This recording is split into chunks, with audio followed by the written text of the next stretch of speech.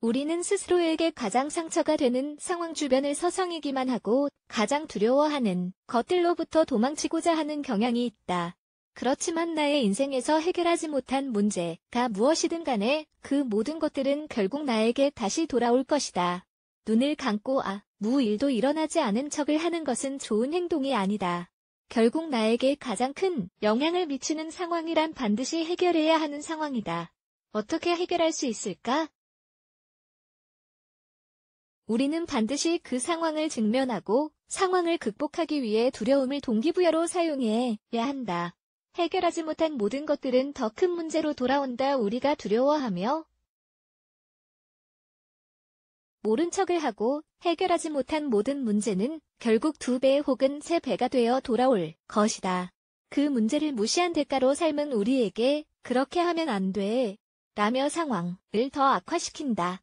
주의를 기울이지 않고 상황을 해결하지 못하면 다음번에는 똑같은 일이지만 더 큰 규모를 경험하게 될 것이다. 예를 들어보자. 애나는 37살이며 그녀가 경험한 연애의 끝은 모두 좋지 않았다.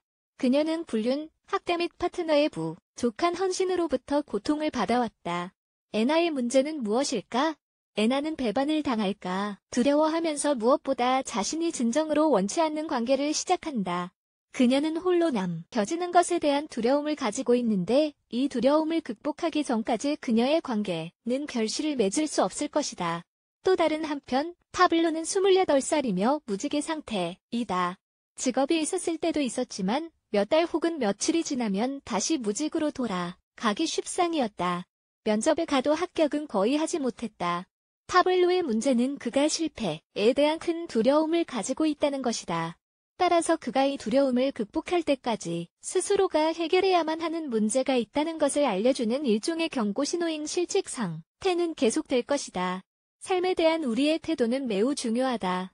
삶의 일부분에서 나타난 방해로부터 두려움 혹은 트라우마가 생기게 된다면 그때부터 우리는 어려움을 겪기 시작한다. 회피가 무슨 소용이 있을까? 이 모든 것을 알면 회피가 무슨 소용이 있을까?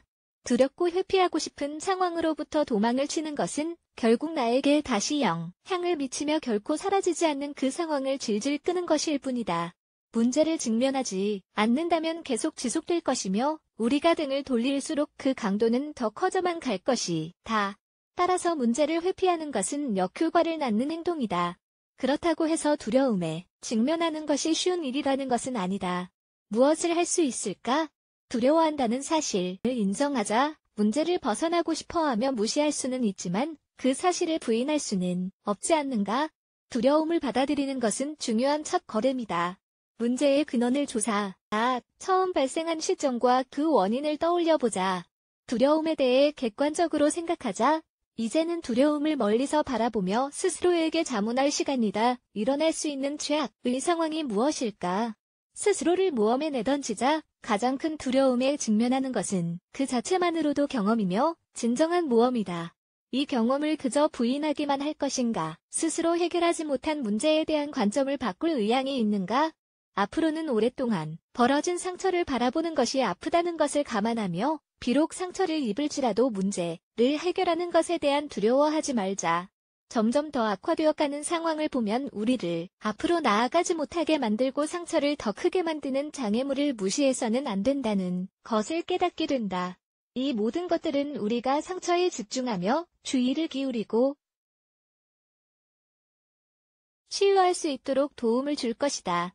흉터가 될지언정 벌어진 상처로 남겨두지 않는 것이 중요하다. 불필요하게 이어지고 있는 공포가 조성한 문제를 우리가 계속 끌고 다닐 수는 없다. 두려움은 우리에게 도망치거나 맞서 싸워야 할 위험이 임박했다는 것을 경고한다. 하지만 이와 같은 두려움을 어깨에 짊어지기 시작하면 이는 불안감으로 변한다. 불안감이 우리를 제한하며 삶의 특정한 면에서 이와 같은 두려움과 관련된 정함을 일으킨다면 직면해야 할 필요가 있다. 해결하지 못한 모든 것들은 더 큰 문제가 되어 결국 나에게 돌아온다는 점을 기억하자. 이는 단지 불행이나 일종의 카르마가 아니다. 문제의 해결은 스스로의 손에 달려있다. 어떻게 해야 하냐고? 용감함을 갖고 두려움을 똑바로 직시하는 것이다.